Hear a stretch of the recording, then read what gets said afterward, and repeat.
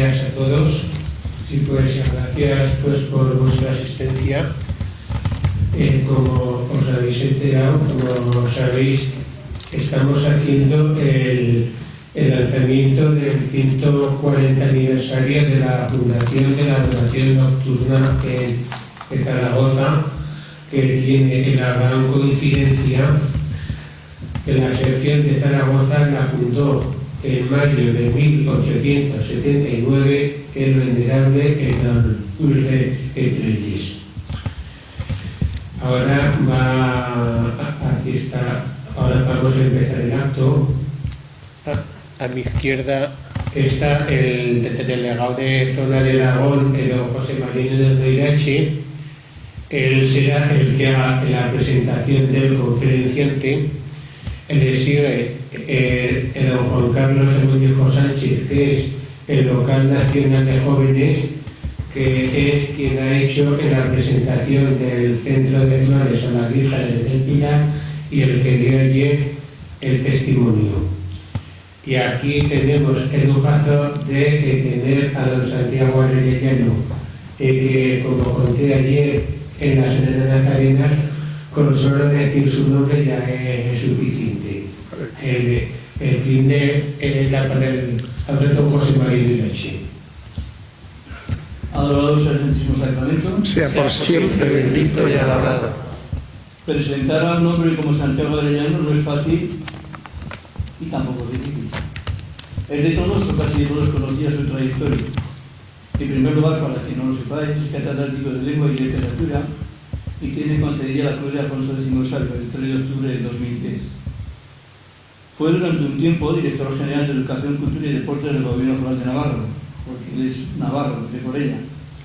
Colabora o ha colaborado en distintas revistas unidas a la Iglesia, colabora con la de María, en ocasiones con la CUP, y colabora también con la Fundación Luis de Trelles, que es la que promociona el que un día nuestro don Luis, con nuestro venerable, lleve un día a los altares.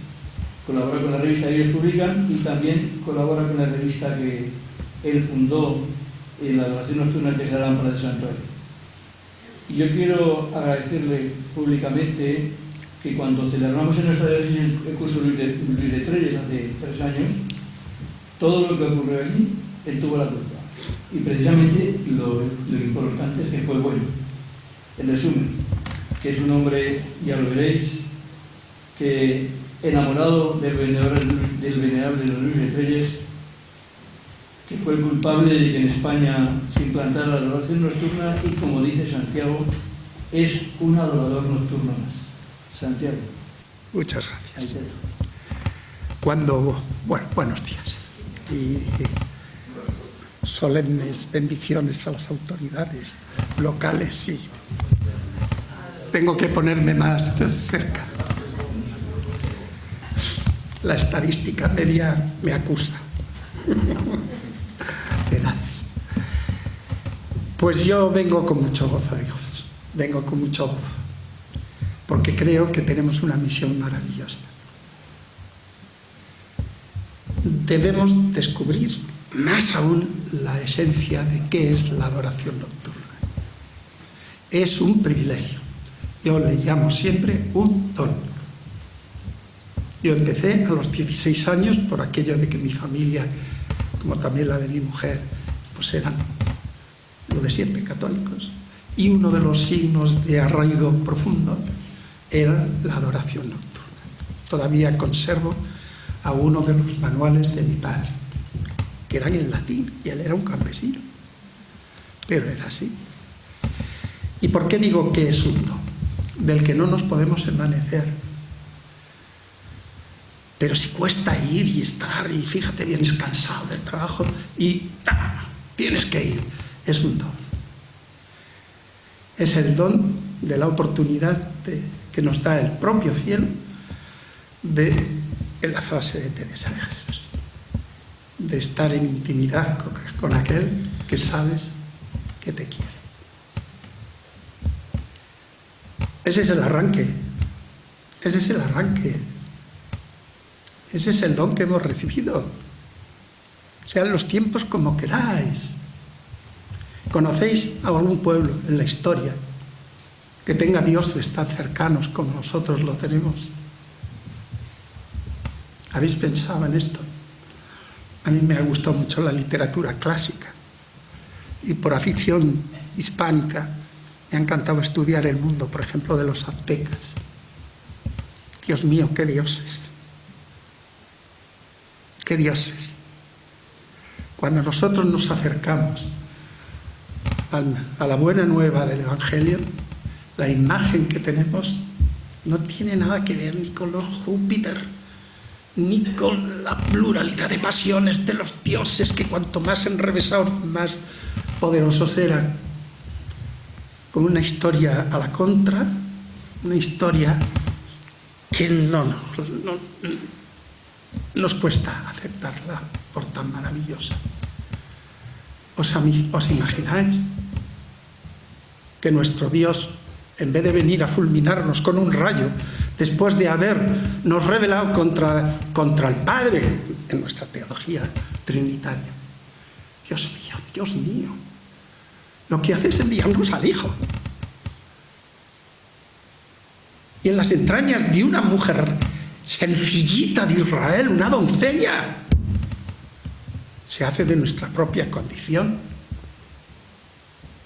Pero si nos tenía que haber exterminado. ¡Hala el hombre! Júpiter dijo, son poderosos, pártelos por la mitad.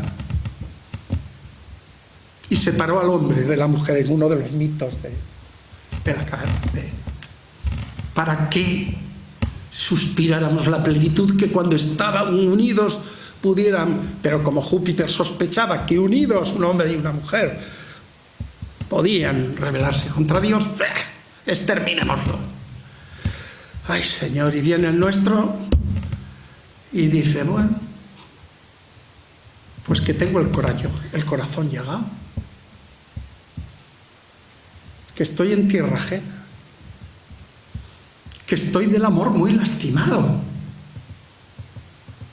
y que me duele el alma porque veo que no me corresponde. Ese es nuestro Dios. Y se sube a un madero. Estoy recordando el poema de San Juan de la Cruz. Y se sube al madero. Y se sube al madero, abre los brazos. Dios mío. Porque tiene el corazón llagado, el pecho del amor muy lastimado. Este es nuestro Dios. Este es nuestro Dios. Que por si se nos equivocaba el nombre, dijo en el siglo XVII a una monjilla que ya lo sabía la Iglesia, le dijo, ponme el nombre del corazón de Jesús. Si quieres saber cómo soy, no te distraigas con otras cosas. Corazón. El nombre de nuestro Dios es corazón. Este es el misterio. ¿Verdad que es tremendo? Los rebeldes, oh feliz culpa, ¡hala! En vez de restaurarnos más o menos con una operación de cirugía estética, haciendo que de dobladitos subiéramos a ponernos verticales, no, dice, no, ya no sois para la tierra, sois para el cielo. Bendito sea. Pero usted sabe cuál es nuestra progenie, que venimos de Adán y de Eva, que nos dio por ir contra ti. Bueno, y seguiréis, dice. Va a ser la lucha que tengáis a lo largo después del pecado original. Pero yo no me olvido de vosotros. Y os dejo el tiempo en el que vais a estar, paréntesis entre el nacer y el morir, precisamente para que podáis venir a vivir eternamente conmigo. Morir no es morir, morir se acaba. Es traspasar una puerta y de la nada entrar en la nada, que llamo a esto, siendo grandiosa la creación y maravillosa, que Dios ha puesto unos rincones, todo, la vida es maravillosa, pero todavía te dice más. Has venido aquí para poder ser hijo mío en el cielo. ¿Pero qué eres tú? Me tenías que haber hecho peor que al hijo pródigo. No merezco el nombre de hijo, ni de amigo. ¡Pamba! Y dice, no, tú al cielo. ¿Qué? pero en libertad. Hay un poema de Machado que me llega al dolor. Cuando se le muere Leonor, se queja y le dice a Dios: ya me arrancaste, Señor, lo que más quería. Oye otra vez, Dios mío, mi corazón clamar.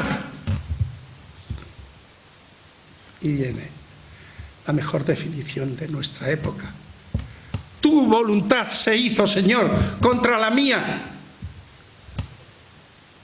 Ya estamos solos, mi corazón y el mal, el hombre moderno. No me has hecho caso, mi voluntad no se ha hecho, mi voluntad contra la tuya. Y el Señor dijo: que no, que os liáis, hágase en la tierra como en el cielo, mi voluntad. Es que la clave está en querer ser nosotros mismos y hacernos nosotros semidioses que nos rebelamos contra tal, o un enamorado de la humanidad que se ha hecho semejante en todo, menos en el pecado, que se subió al madero para abrirnos las puertas del cielo. Con eso solo te puedes morir pensándolo. Con eso solo. Pero ¿qué dioses tenemos? ¿Qué es la lección contraria? Hizo a los aztecas. Hay que calmar, por Dios. Coge a las tribus enemigas, sácales el corazón y calma a los dioses. Dios de Dios. Habéis seguido, por ejemplo, la película Apocalipto. Pues ahí tenéis un referente. Este otro coge y dice: no le toques a este el corazón, el mío. ¿Pero qué es esto? ¿Qué es esto? Y haceros semejantes a mí, mansos y humildes de corazón. Es la teoría, es la alternativa, es una opción de libertad vivir. Es una opción de libertad vivir, en la que tú sabes que naces contrahecho por el pecado original, orientado y protegido por la gracia del bautismo. Paso a la mirada directa católica. Pero una opción de libertad donde nuestras pasiones están presentes. Los 7 pecados capitales es la mejor definición de psicología humana. No entenderéis nada. No entenderé nada ni de profesor ni de nada. Si me olvido de que somos seres que tienen una doble potencialidad: destruirse o construirse. Dios nos da la imagen de ser iguales a Él. La dignidad es congénita al ser humano. Por eso nosotros, cuando vemos a un pobre desgraciado tumbado, le reconocemos su dignidad. ¿Por qué? Porque es imagen de Dios. Desde el instante de su creación, cuando Dios le influyó el alma, el mayor error del mundo contemporáneo es haber echado el espíritu del corazón, de la visión del ser humano. El alma ya no hay, somos materia. Pues, sorprendentemente, la mirada católica tenía reverencia sobre el cuerpo humano. Tenía tal reverencia que se le va la cabeza por donde siempre son imágenes de cuadros, poemas y locuras de estas. Por Dios, mirad con atención 1000 veces el entierro del conde de Orgaz y no encontraréis un canto más maravilloso a la dignidad del cuerpo humano. ¿Recordáis que arriba está el cielo, abajo está enterrándose al conde de Orgaz? San Agustín y San Esteban bajan. No, estarán esperando al alma. Al alma la espera la Virgen. En el segundo parto, ¿recordáis la imagen? Y San Miguel allá, esperando que salga para entrar el alma en el cielo. Y en la tierra, en el momento en que se va a enterrar el cuerpo, quedó dentro de 2 días, como dice Lázaro, ¿cómo era? María Marta, que hiede. Bajan para enterrar el cuerpo efímero, porque el cuerpo humano tiene la misma dignidad que el Espíritu. ¿Qué dice Santiago? Sí, porque va a resucitar. Porque estamos convocados a la resurrección. La inmortalidad del alma no hay quien la discuta, aunque hoy se niega todo hasta su existencia.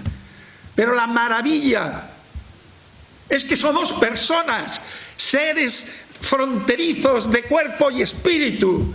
Si niegas el espíritu, matas el cuerpo, y si niegas el cuerpo, matas el espíritu. Porque la condición de persona es ser mixto, frágil por la naturaleza del pecado original, maravillosamente proyectado a la grandeza de ser hijo de Dios. Esto es esto. Y nuestro Dios, ¡ala! Ya os digo cómo tenéis que seguir. Y empiezan las bienaventuranzas. Pero qué locura. Sí, pero yo primero me he subido al madero. Tremendo.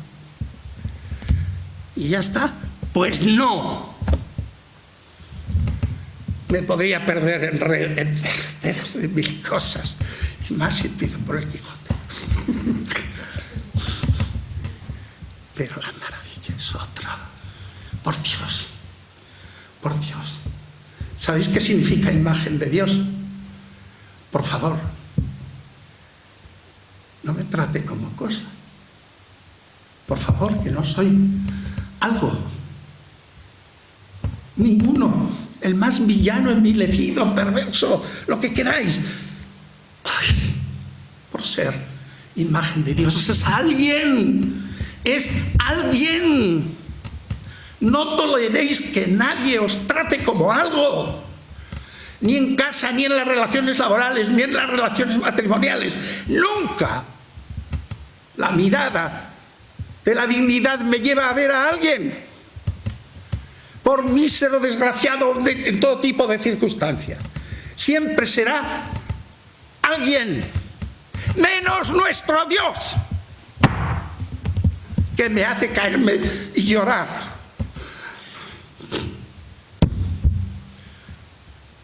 Porque hay dos momentos en la historia de Jesús. Uno, la que anuncia la pasión y muerte y liberación del hombre. Pero hay otra, terrible, terrible para mi orgullo,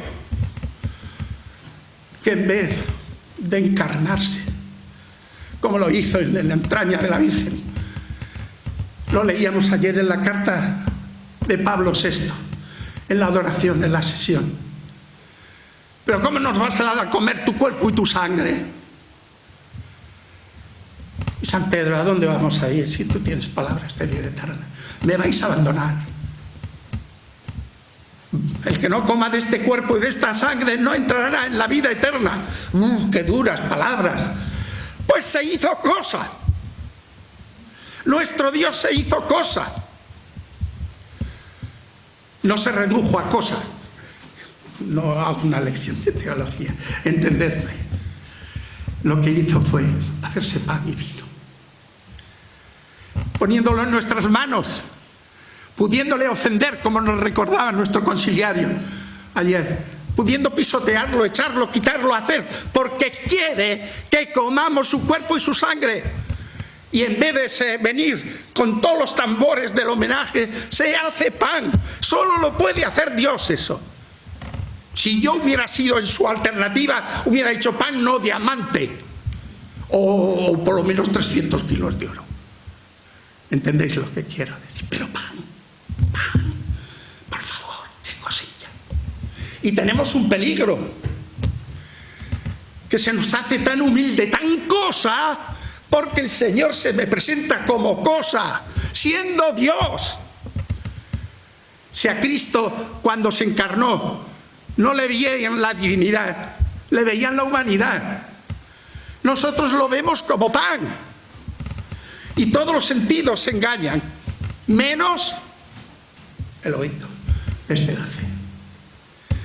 No va a ser don esto, pero ¿sabéis lo que tenemos?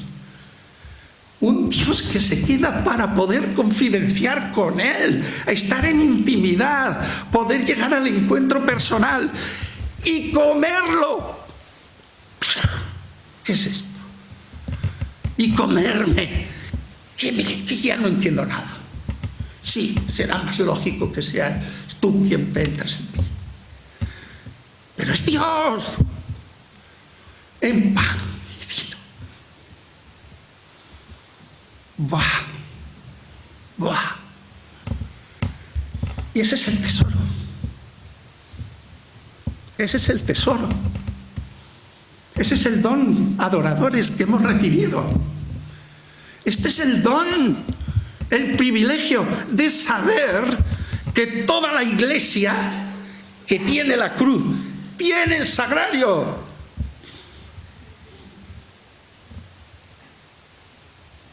Y esto, lógicamente, pero no es para llenarnos de orgullo, sino de humildad. Y al revés, pero Señor, ¿sabes tú lo idiota que soy? Y vienes y cuentas conmigo. Pero qué tonto eres, cógete a los poderosos, hombre, y verás cómo arrancan con todo. También contra él. No, mejor sencillos y valgan poco. Y valiendo poco, el Señor tira para adelante. Porque es Él el que lleva la historia. ¿Os creéis que no manda? Dios no es una palabra vacía. Si digo folleto o propaganda, todos sabéis que la palabra propaganda señala algo. Si digo hojita de no sé qué o micrófono, sonido. Una idea que me ha hecho decir micrófono. Un instrumento que sirve de no sé qué. Una realidad. Y si digo micrófono, hay cosa. Y si digo Dios no hay realidad. O sea, Dios es una palabra vacía que solo se usa para blasfemar. Y muchas veces oigo blasfemar y da la impresión que no saben ni lo que dicen. ¿Pero qué es esto? Dios está entre nosotros. Primero en ese concepto, si queréis, en su concreción de Trinidad de las tres personas. Pero es que Él ha querido quedarse hasta el fin de los tiempos con nosotros. No estamos solos. Con la Eucaristía es imposible estar solos. Es esto, no es otra cosa de la que estamos hablando. Nos desborda ante la tarea porque muchas cosas hay que tenerlas desde una perspectiva de teología de la historia y uno se da cuenta que nos ha tocado tiempos difíciles, bueno, duros son siempre, pero es la gran prueba. En el catecismo yo recomiendo mucho que se lean los números 6, 7, 4, 5 y 6, 6, 7, 5, 7, 6, porque es donde nos habla de la gran prueba por la que ha de pasar la Iglesia.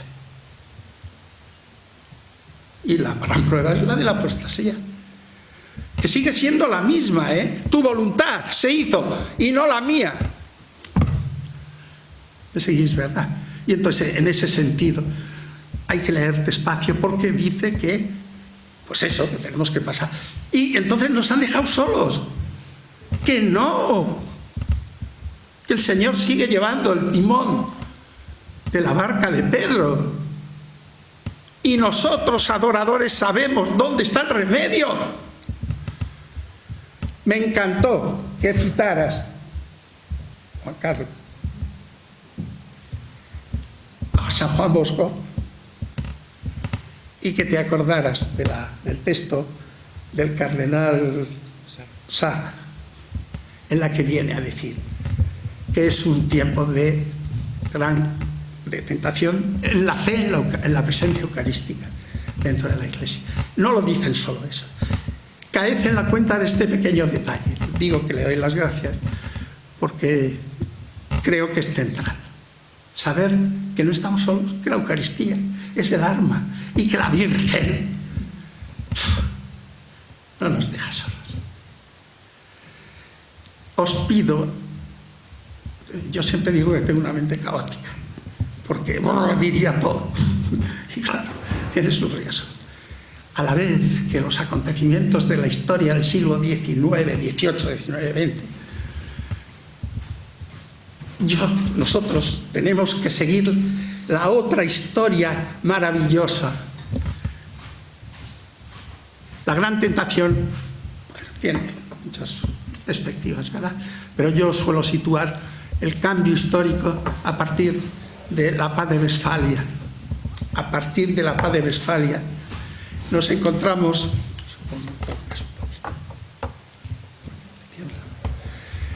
En la paz de Westfalia empieza el acontecimiento, fijaros bien qué año, 1648, después de la derrota de las guerras de religión, para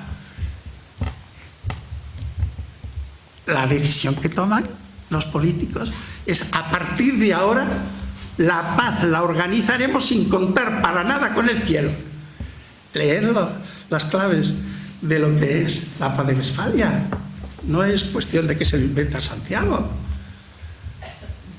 Pero a partir de ahí la paz será posible y solo conoceremos guerras. La primera, Polonia destruida. ¡Hala! Bueno, pero ¿qué pasó 30 años después de la paz de Westfalia? Que aparece el Sagrado Corazón, que una monjita, Santa Margarita, y le dice: oye, que no, que hay solución. Mientras los hombres poderosos van organizando una línea de esperanza. El siglo XIX es horroroso, no me detengo en la ilustración, es otro tema. El siglo XVIII es tremendo, es la aplicación brutal de todas las pasiones desde el poder. La lucha de clases de todo tipo, burguesías, luego proletariados, todo lo que... pero siempre con la fuerza.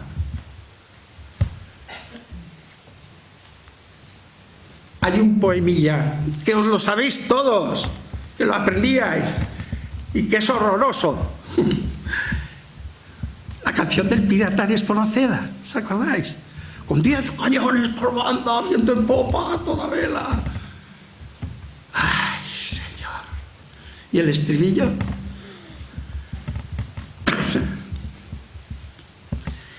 Es mi Dios, la libertad, que es mi fuerza, la fuerza y el viento, que es mi única patria en mar.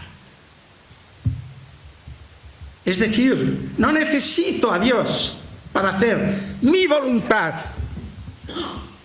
Así, siglo XIX es tremendo, poesía, lo que queráis. Y entonces, ¿qué nos vamos a encontrar? La historia más sublime, calladita, que mientras 1830...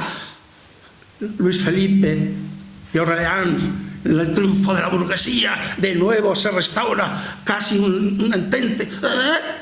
Una monjita en París, ya por dónde, el mismo año en que está ya la revolución.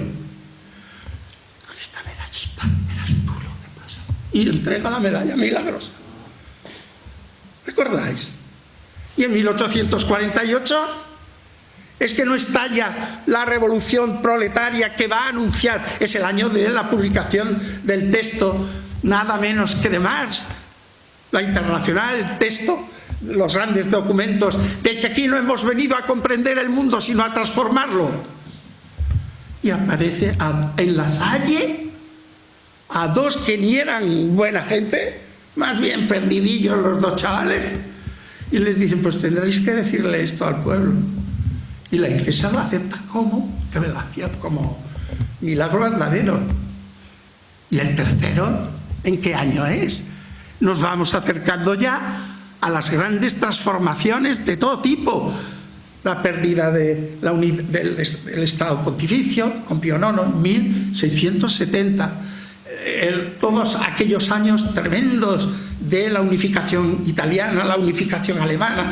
Todo es un alboroto impresionante, históricamente es horroroso.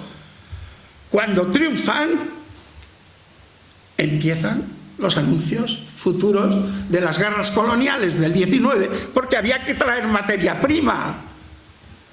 Y en aquellos años, de donde fuera, y cada nación buscaba su territorio para traer, y estaban sembrando las guerras del 20. Madre mía, y en ese año... en esas cercanías, Lourdes.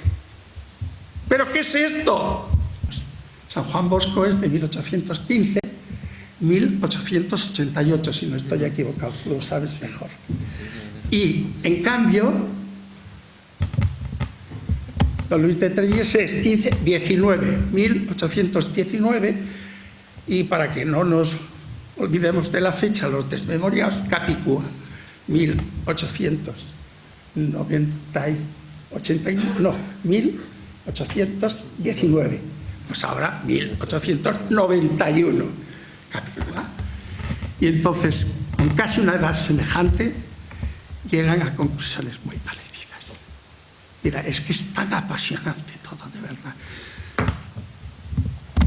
Es apasionante. ¿Por qué? Pero no quiero por, cuánto hay que saber. Que no, que lo que hay que hacer es amar. Y lo que hay que hacer es dar gracias del don recibido. Que no es problema de tratados de doctrinas, sino de amar y corresponder amando. Don Luis de Trelles nace de una familia católica y ve cómo está el siglo XIX, y al principio él es moderado y dice, no, habrá que luchar porque no se nos escape de las manos, y escribe en la prensa y es un gran jurista, y lo tenéis ahí muy bien resumido. Pero conforme pasa el tiempo se va dando cuenta que esto tiene poca solución. Un principio: no renuncia nunca a nada de sus compromisos cívicos, por llamarlo de una manera, para que nos entendamos. Don Luis de Trelles no dejó de trabajar en nada de lo que había trabajado siempre, pero es sorprendente cómo se las arreglan. Ayer contabas una historia preciosa de amores, nos conmovió. Don Luis de Trelles, preocupado por todo lo que estaba pasando, luchando como periodista, como político moderado, por eso conocerá luego también a todos los... Cuando le toca el canje de prisioneros, se sabía quiénes eran todos, es decir, no se podía fiar de ninguno, los conocía. Y por eso era muy listo y muy prudente, pero es otro tema. ¿Sabéis por qué fue a París don Luis?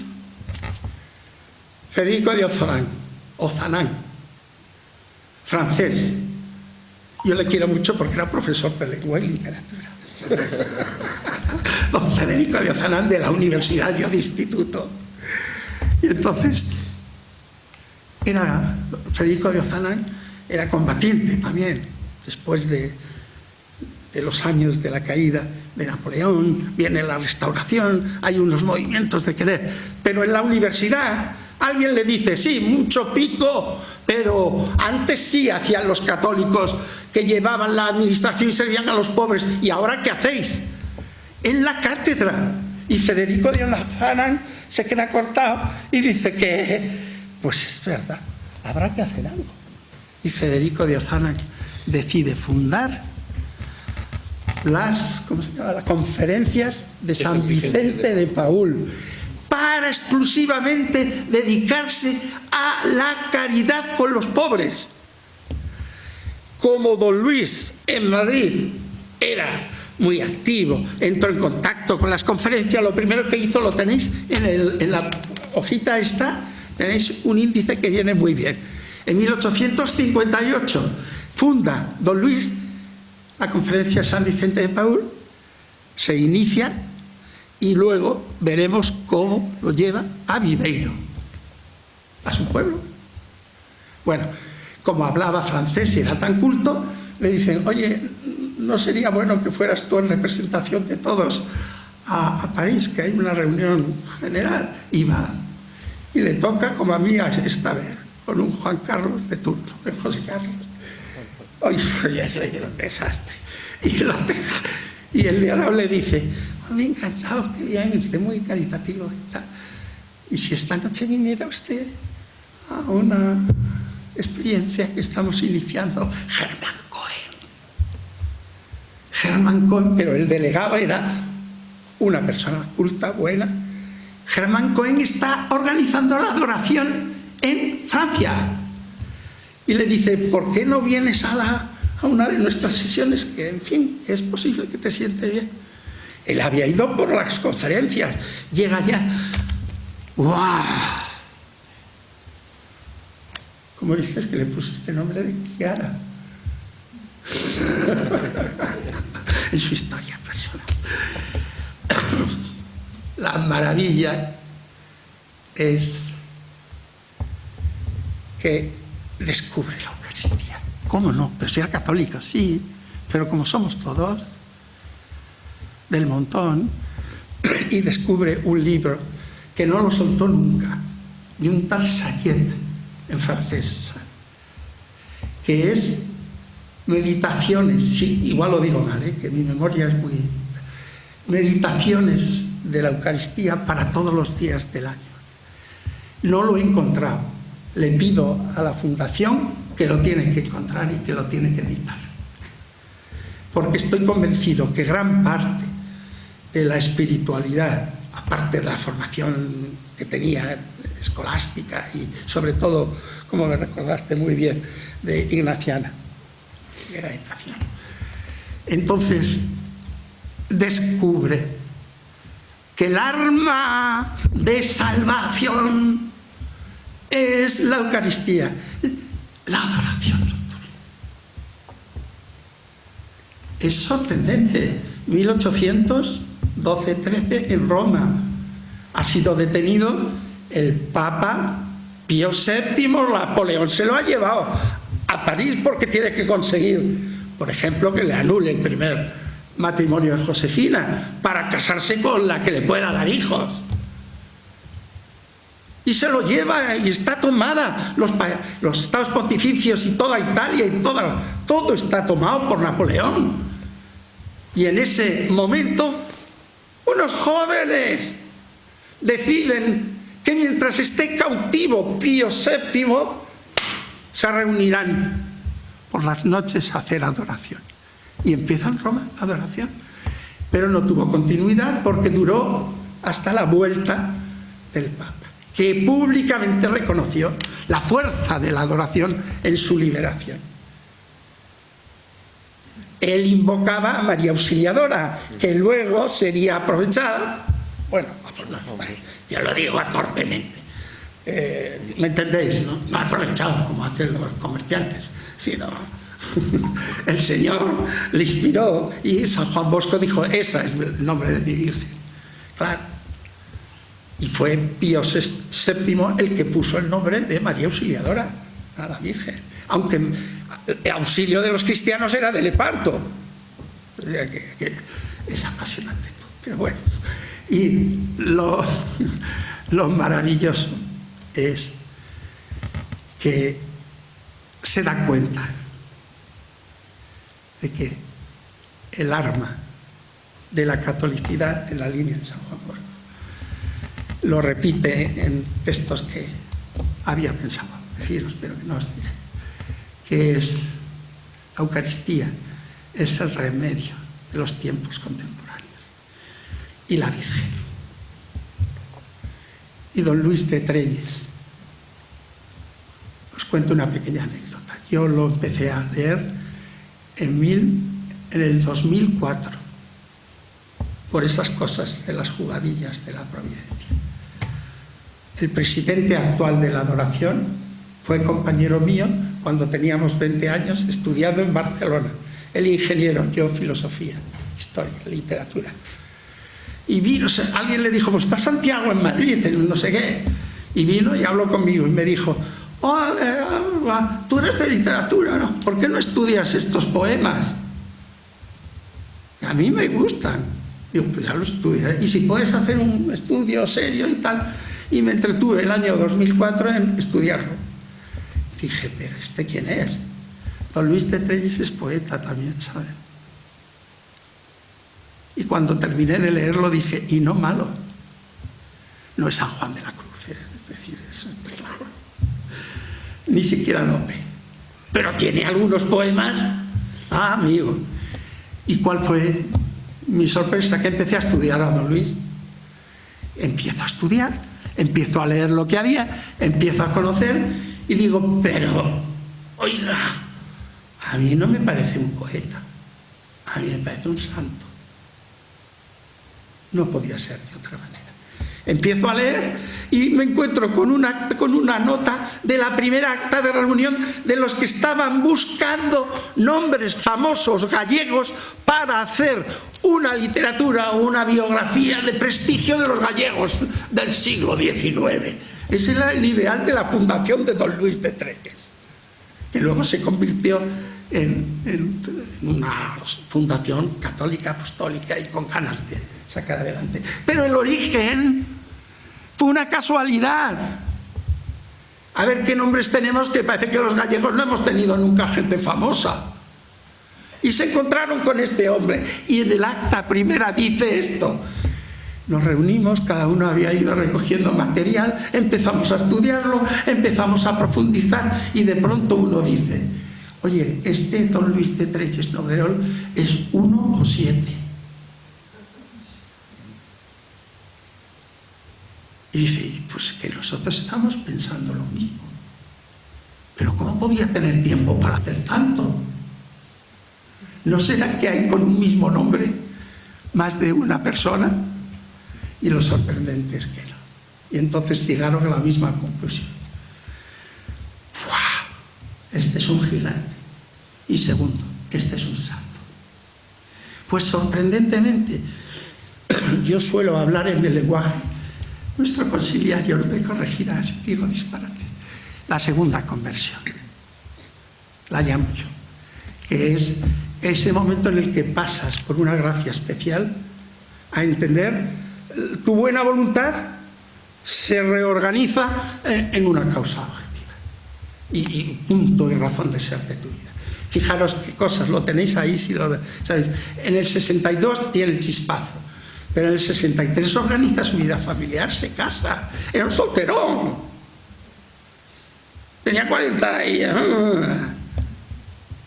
y ordena su vida para bien y empieza a organizar. Sigue escribiendo en la prensa, sigue estando en compromisos políticos, sigue comiendo de su trabajo de jurista, que no lo dejaba, sigue haciendo todo, y de todo hay documentación. En un momento determinado, a partir de esos años en ese entorno, se da cuenta que la vía política moderada no le sirve, porque están con apariencia de tibios y de tibieza cargándose la España católica. Eso lo dice, lo escribe y lo pone. Y entonces, no dejando nunca de ser un hombre, lo voy a decir con palabras así, a veces cuando decimos se hizo carlista y decimos uy, se haría de armas tomar guerrero. No, que no. Una cosa es que haya unos momentos en que tuvieron que tomar las armas por lo que fuera, y otra que el pensamiento fuera guerrero. Y entonces hay un hecho precioso. Cuando va a estallar la Tercera Guerra Carlista, ya estaba militando en el carlismo don Luis de Trelles. Y le convocan a la reunión, porque era un hombre de enorme prestigio. Y en la reunión en que están los generales con Carlos VII, él dice: la guerra nunca. Hay que conseguir la defensa de nuestros ideales por la vía de la paz. Se impusieron los militares porque las cosas estaban, que había habido persecución religiosa. Es decir, que estamos en los años en que cae Isabel II, todo aquello del destierro. A los católicos se les perseguía, se les confiscaban los bienes. Cosas que hizo en esa época.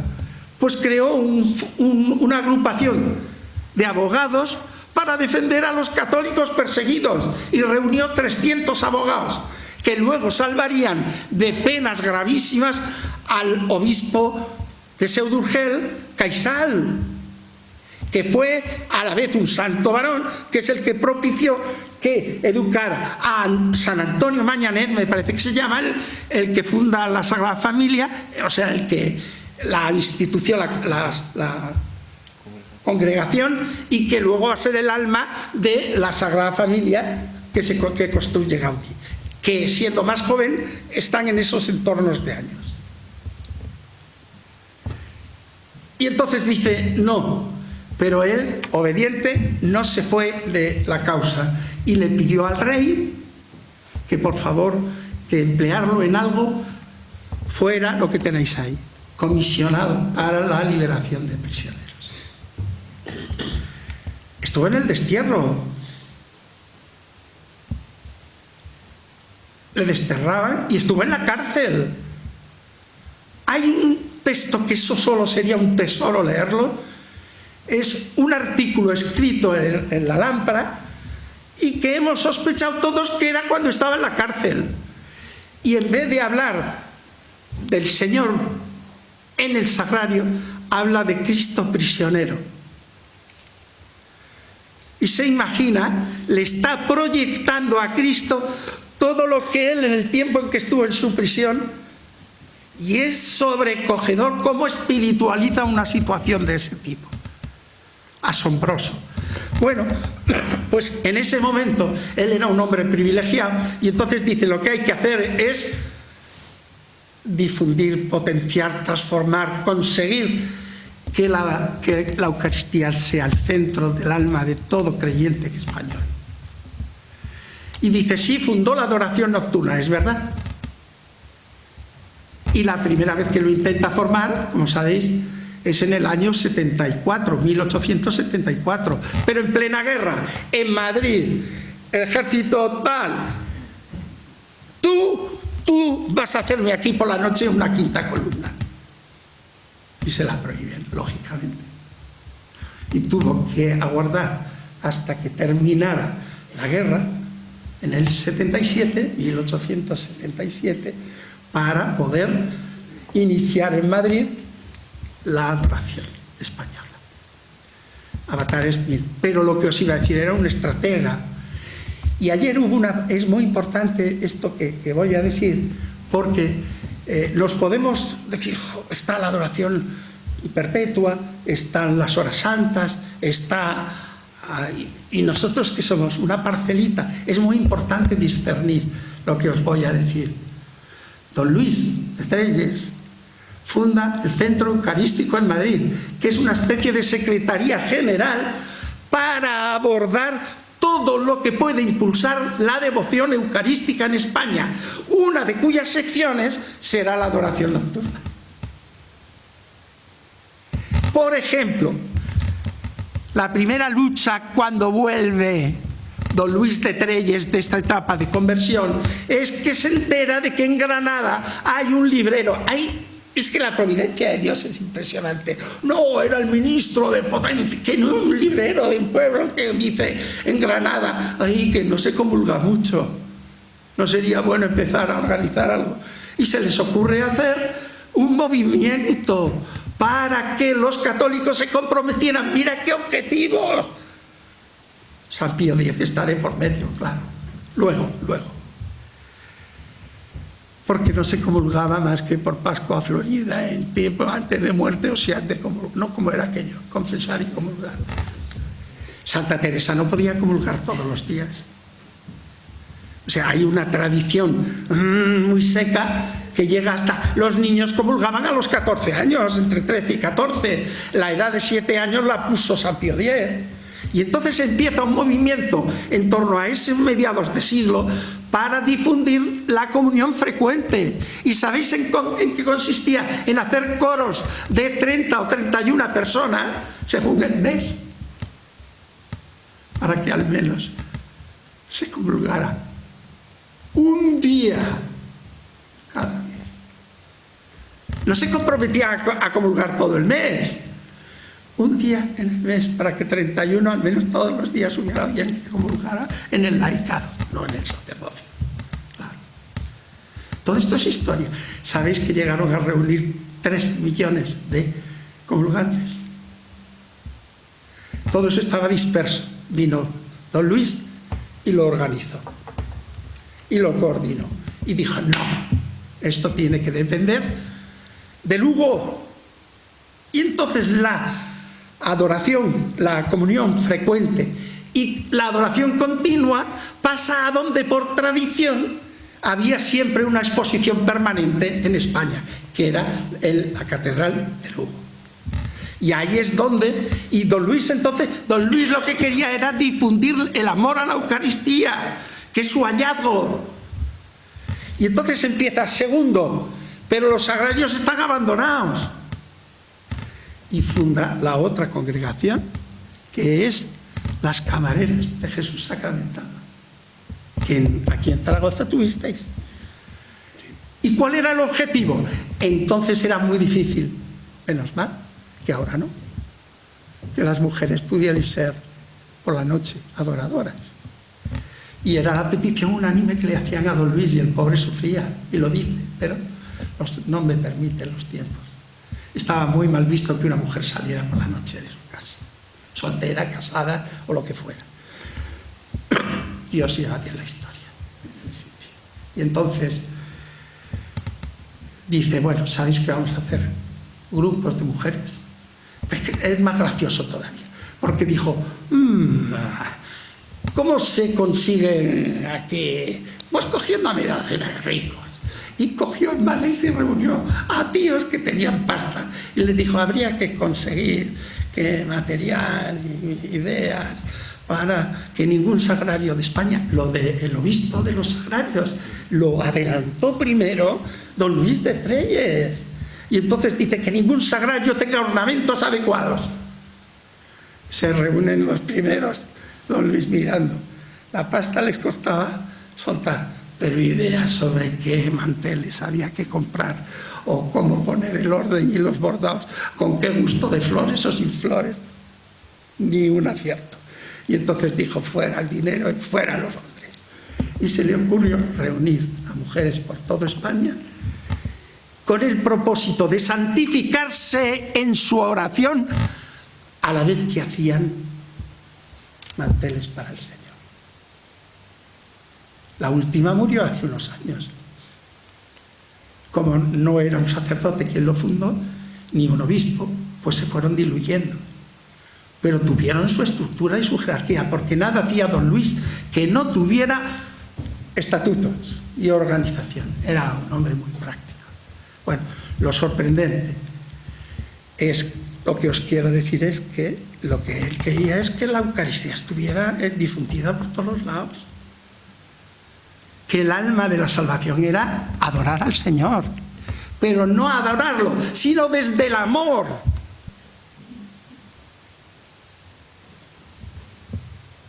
Es así. Y entonces, esto es muy importante para mí, en mi valoración. Don Luis de Trelles dice, ¿y por qué no está la Eucaristía como el alma de la Iglesia ya entonces? Pues porque las crisis de la fe sobre la Eucaristía vienen de lejos. Pero ahí encontré un artículo del padre Cándido Pozo, en paz descanse, el teólogo, maravilloso teólogo sobre la Virgen y la Eucaristía, maravilloso, granadino, o vivía en Granada. Tuve la suerte de encontrarme con un artículo que es el proceso de la Eucaristía a lo largo de los tiempos. ¡Qué ensayo! ¡Qué bien nos vendría difundirlo y conocerlo! En él explica esto. Desde el primer instante de la consagración de Cristo en la última cena, todo el mundo entendió que Cristo estaba presente realmente en el pan y en el vino. Eso no hay duda. Pero el proceso de la Iglesia para convertirlo en el alma de su presencia real y cómo tratarlo es aleccionadorísimo. ¿Por qué? Porque en un primer momento la misa solo se celebraba fundamentalmente el día del domingo. Se atendían celebraciones, diríamos, para los catecúmenos, o en ocasiones así, pero diríamos la fuente siempre San Pablo y los santos padres. Entonces recoge una serie de citas. Y entonces bien sabéis que San Pablo acusa de que en las celebraciones de la Cena del Señor unos se ponen hasta reventar de vino y otros pasan hambre. Está claro que ahí pasaba algo, se imitaba tal cual la Cena del Señor. Y entonces tuvo que ir la Iglesia maravillosamente. La liturgia de la Iglesia sobre la Eucaristía es un prodigio. Todas las variantes que hay. Pero la romana yo le tengo una especial devoción. Por la simpleza y claridad con que te lo cuenta. Y entonces está claro que es la presencia de... Bueno, en las reflexiones que he hecho para los adoradores este año, en la parte de la misa, hago referencia a estas cosas. Y entonces, ¿cuál es el problema? Que cada vez se va notando más la necesidad a lo largo de la historia, no de la fe, que desde el primer momento se sabía que Cristo estaba, pero ¿dónde se guardaba, por ejemplo, el cuerpo del Señor? La palabra más cercana de los templos a lo que luego llamamos sagrario, sacrario, es sacristía, que no se llama sacristía porque era el lugar donde iban los curas, sino porque era el lugar donde se dejaba el sacris, lo sagrado, para la comunión de los enfermos, el viático. Todo eso, hay un momento, caída del imperio, todo lo que queréis, siglo XI.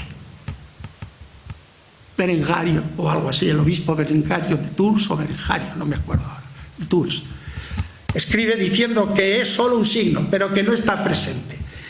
En el momento en que los cluniacenses en Europa están difundiendo la liturgia de la Iglesia, el momento de pasar de lo mozárabe, por ejemplo, en España, predominio, a la unificación de la liturgia de esta Roma, la liturgia romana. Y es sorprendente, porque al negar que Cristo estaba como real, sí, Pablo VI lo recordaba sin citar, al recordar que no es signo, que eso es fácil de creer, sino que es realidad. Entonces, ¿qué ocurrió? ¡Qué maravilla! El pueblo, al enterarse que le estaban negando que Cristo estaba, en el tiempo de la Reforma, esto está escrito por teólogos serios, recuerdan que el pueblo le pidió a los de Cluny que, por favor, al celebrar la consagración, terminada la consagración de la Eucaristía, la levantara. Se hacía de espaldas, como hemos visto, para que el pueblo viera a Dios. El argumento que daba el pueblo: queremos ver a Dios.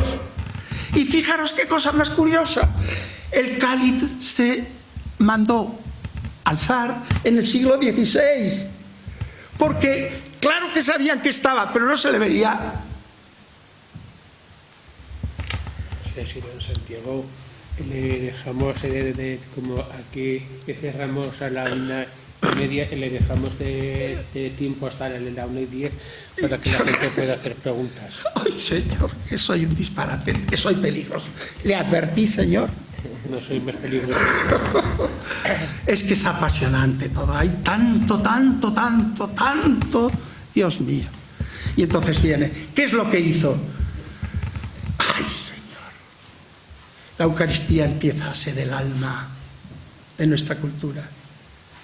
Y entonces esta mañana tenía mucho interés que al salir de la cátedra, de la basílica, recordarais el retablo de Forment. Por favor, tenéis un tesoro,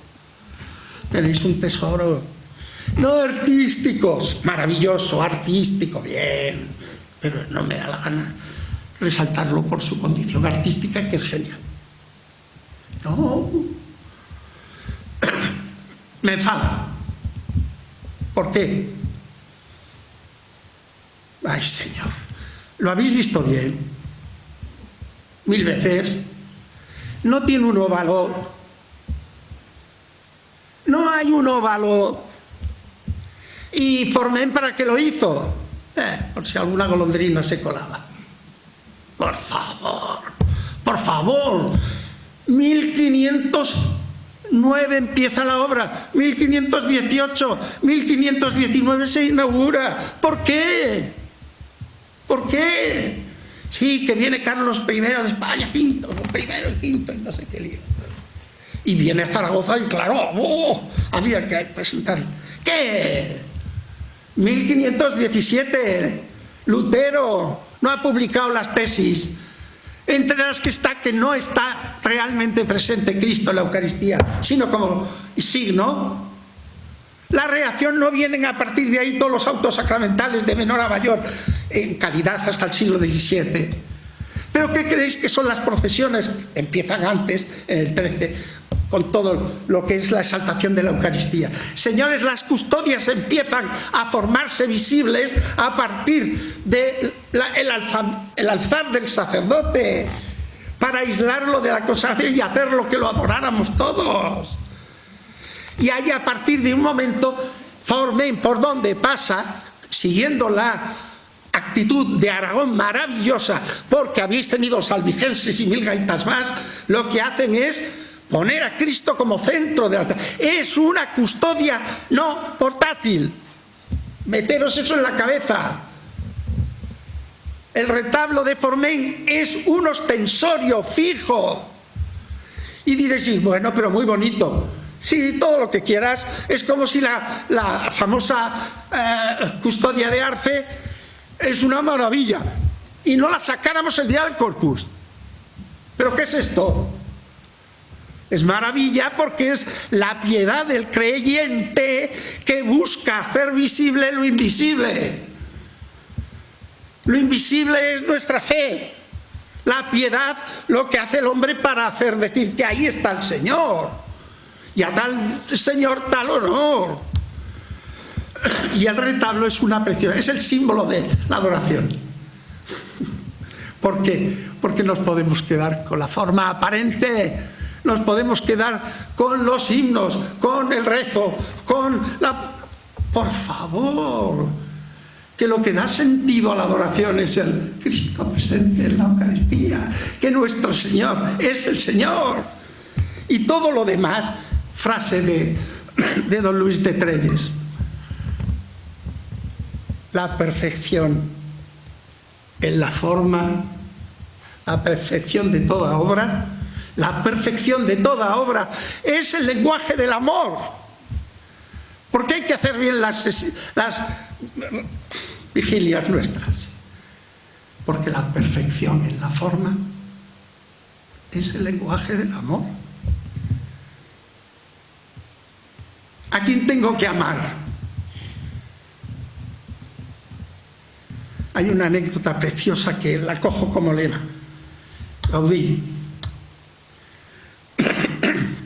el escultor japonés, Soto o algo así, ¿os acordáis? Pero si eres japonés, ¿cómo haces para invitar a Gaudí, que no lo conociste? Y dice una frase, que es nuestro lema de adoradores. Es que yo sé lo que pensaba Gaudí, porque miro a donde miraba Gaudí. Le dice, y yo os digo, ¿queréis saber lo que hay que hacer en la adoración? Mirad a donde miraba don Luis de Trelles. ¿Y a quién miraba? Al Señor. Bueno, todo lo que he traído no sirve de nada. Pues os leo un poema. Porque si no me muero, mi chiquillo. Es un buen poeta. No he dicho nada, pero creo que algo a... Este es de los nuestros, diréis. Tiene un poema que con él termino, porque es que te mueres. Este año lo he cogido como constante para difundirlo. Se imagina don Luis, que es como... ¿Recordáis el cuento, la colección de cuentos del conde Lucanor? Que era el consejero del conde Lucanor, un hombre que le explicaba lo que tenía que hacer al conde. Y don Luis se imagina que es el asesor de imagen de Dios, de Jesús, en la Eucaristía. Y le dice al Señor, qué amores son estos, Dios. ¿Qué amores son estos, Dios? Daros hoy en pan y vino. Mirad, Señor, que dirán que de amor salís de vos. Pero ¿sabéis lo que significa en castellano salir de vos? Que te falta un tornillo, que te vas de ti, que no te controlas, que van a decir que te sales de ti con lo modosico que eres. que dirán que de amor saliste vos. Que améis mi Dios, no admiráis, siendo todo vos amor. Lo que me espanta es, Señor, ver quién es a quien amáis. Nos quiere a los seres humanos. Amar el Hijo de Dios tanto a los hijos de Adán. Mirad, Señor, que dirán que de amor salís de vos. Por el hombre, hombre os hicisteis. Y en trabajos muy extraños tuvisteis 33 años y por él al fin moristeis. Y no contentándoos con eso, os le dais en paz. Mirad, Señor, qué dirán, que de amor saliste vos. Obra de amor tan divino. Mas ¿quién habrá que no asombre darse a comer Dios al hombre en forma de pan y vino, do en cada cual de los dos, hombre y Dios en uno están? Mirad, Señor, que dirán, que de amor saliste vos. Admira la aflicción vuestra, mas al fin hacéis, Señor, conforme a vuestro valor, y no a la poquedad nuestra, y a trueque de que mi Dios salvéis los hijos de Adán. Vos no cuidáis y dirán que de amor saliste vos. Maravilloso. Esto es la adoración. Gracias. Sí, cortame. A ver.